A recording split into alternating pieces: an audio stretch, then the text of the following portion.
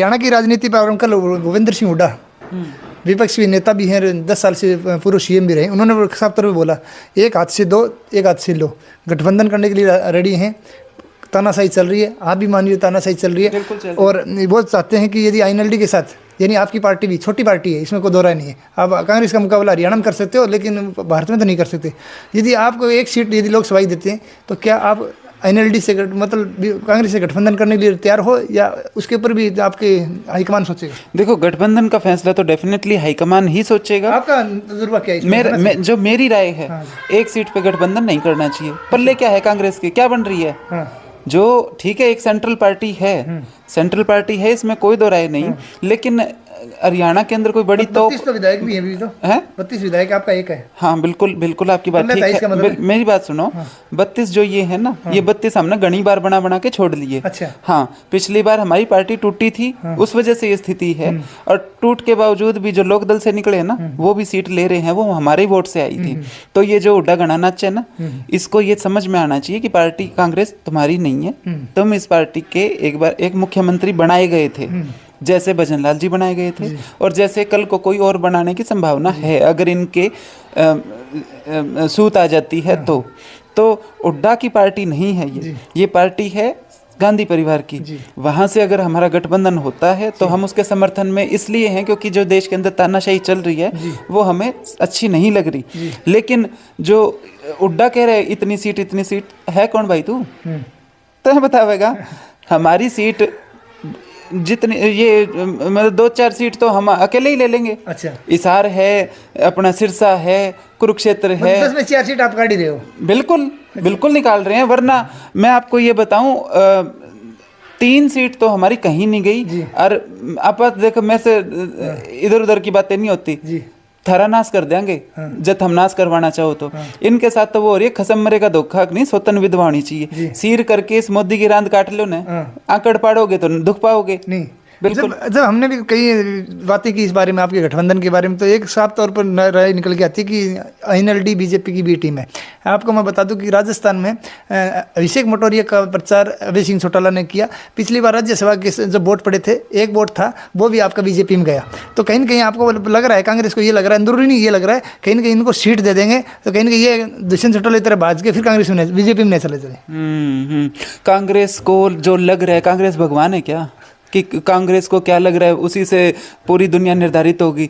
यही कांग्रेस थी और यही आम आदमी पार्टी थी, यही घी शक्कर हो रहे। दिल्ली में के सांग करा करते ये लोग। हाँ, तो हमें भी बहुत कुछ लग सकता है। जो सांग ये केजरीवाल करता था, आज ये इकट्ठे हो रहे। हम तो नहीं बोलते भैया, हालात हैं, इकट्ठे होना पड़ेगा।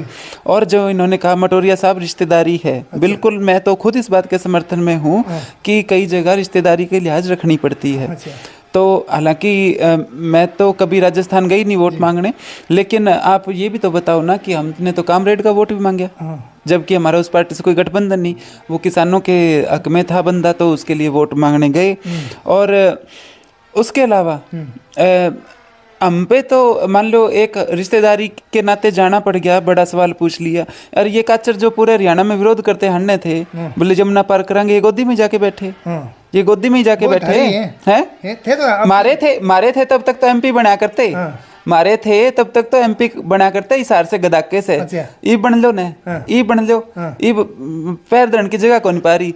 जगह जगह प्रोग्राम करता है, 10-10 आदमी का कुआवे डिप्टी CM को आवे, और कोई भी कह देना चाह पे आ जाओ, तैयार बैठे हैं, क्यों कोई बुलानिया ही कौन रहा। तो ये हालात हैं। और हाँ, जो मैं बात कर रही थी गठबंधन की, मैं ये कह रही थी कि एक टाइम ऐसा भी था, हमारी तो आया करती 35-40 सीट, और ये 2-4-5 सीट बीजेपी की आ जाया करती। हरियाणा में कदे इनका राज बना नहीं था। तब ये थे, जैसे अब कामरेड नहीं है हरियाणा में, ऐसे होते थे। इनका यूं ही नहीं पता था भी ये किस तरह के हाँ केस होता है। तो तब ये क्या करते भी, हम समर्थन देंगे भी, दे दो। जो ये कहती है ना कांग्रेस की बीजेपी की बी टीम है, बी टीम मारी होया करती बीजेपी, मारी होया करती।